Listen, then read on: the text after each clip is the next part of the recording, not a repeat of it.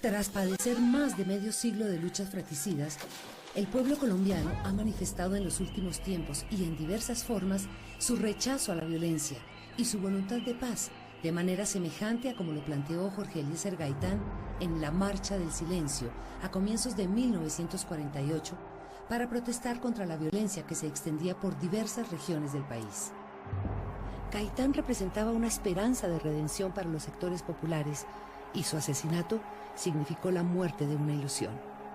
Atención, el excelentísimo señor presidente de la República, doctor Mariano Cepina Pérez, inaugura la conferencia panamericana. Mientras las sesiones de la 9ª Conferencia Panamericana estaban en curso, al mediodía del 9 de abril fue herido de muerte el líder popular Jorge Eliezer Gaitán. Orgullo de nuestra propia raza, veneración a nuestras tumbas. Atención, atención, hoy 9 de abril de 1948. En estos momentos acaban de ser heridos el doctor Jorge Eliezer Gaitán. Mataron al padre de Colombia. Minutos más tarde, Bogotá ardía en llamas. Los principales centros de poder político y religioso quedaron convertidos en cenizas. A comienzos del año 1948, la capital colombiana se preparaba para un importante evento internacional, la realización de la 9ª Conferencia Panamericana, que daría lugar a la creación de la Organización de los Estados Americanos, OEA. Para este compromiso internacional, Bogotá cambió su cara. Se arregló la Avenida de las Américas, llamada así en honor a los países representados en la conferencia. El Teatro Colón, primer escenario nacional, fue remodelado para esta ocasión. El Capitolio Nacional, edificio del Parlamento, también fue adecuado como sede de las deliberaciones.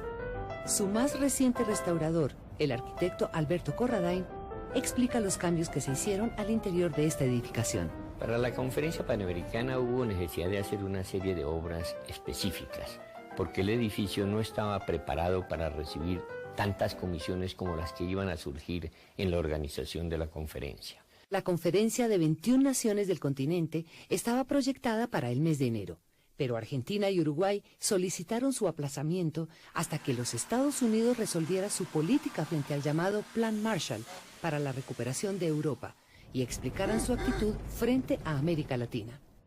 El propio general Marshall respondió a algunas críticas provenientes de Latinoamérica. El plan de rehabilitación de Europa requerirá la inversión de miles de millones de dólares en América Latina, siendo natural suponer que esos fondos ayudarán a los países en que se inviertan.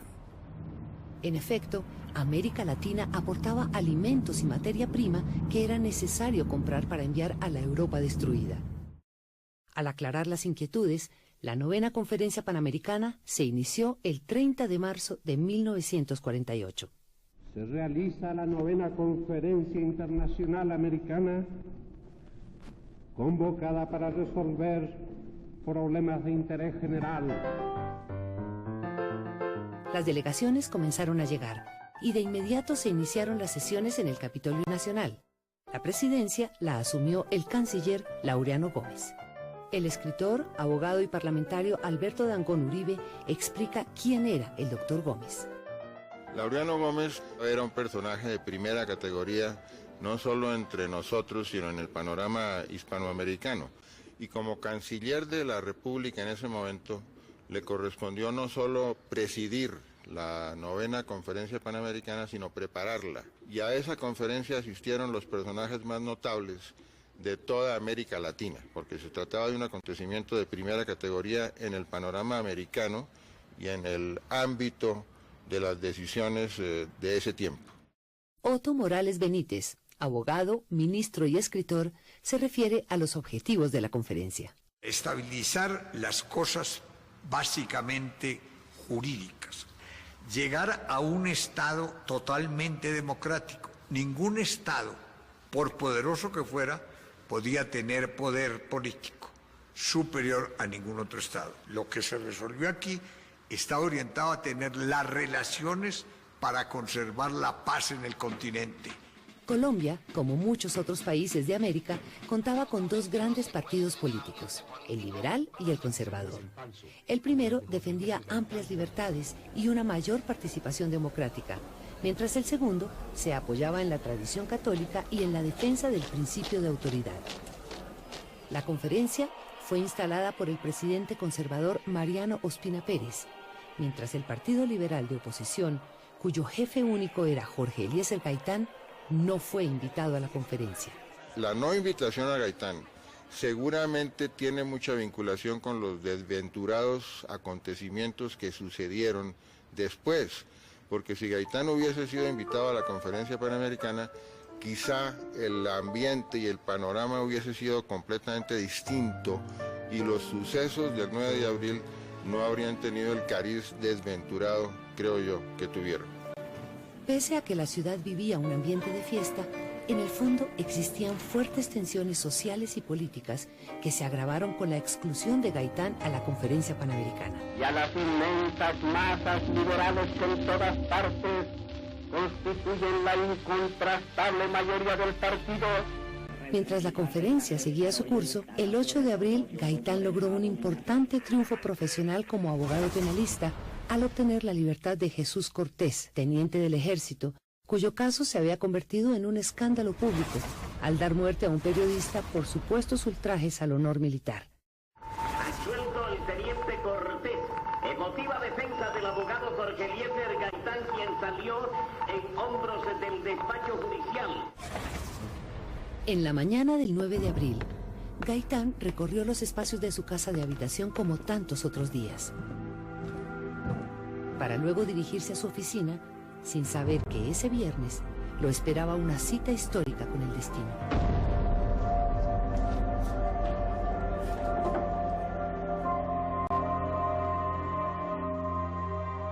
Ya en su oficina, hacia el mediodía, Gaitán salió con un grupo de amigos con quienes se dirigía a almorzar al restaurante del Hotel Granada, que quedaba al frente y donde se hospedaban varios de los delegados a la conferencia panamericana.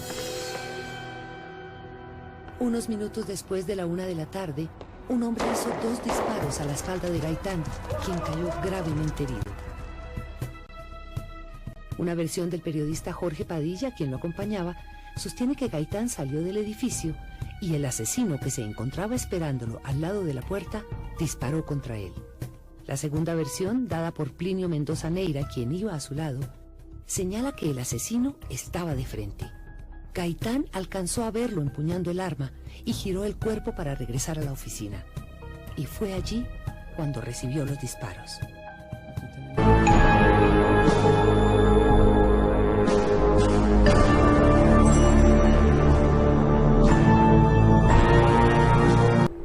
Juan Roa Sierra, el presunto autor material del magnicidio del líder político colombiano Jorge Eliezer Gaitán, el 9 de abril de 1948 en el centro de Bogotá, fue linchado por la muchedumbre momentos después del asesinato, lo que dio inicio al episodio local como conocido el Bogotazo, y llamado a esta escala nacional como el 9 de abril.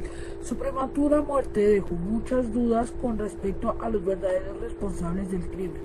Él vivió entre 1927. Juan Roa Sierra tenía 26 años de edad.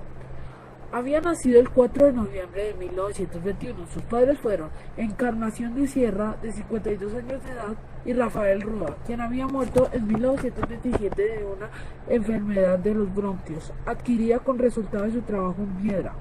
Rafael había sido tallador, entre otros trabajos. Rafael Roa fue uno de los responsables de esculpir el frontispicio del Palacio de Justicia. Rafael y Encarnación habían contraído matrimonio en 1935 en 1913.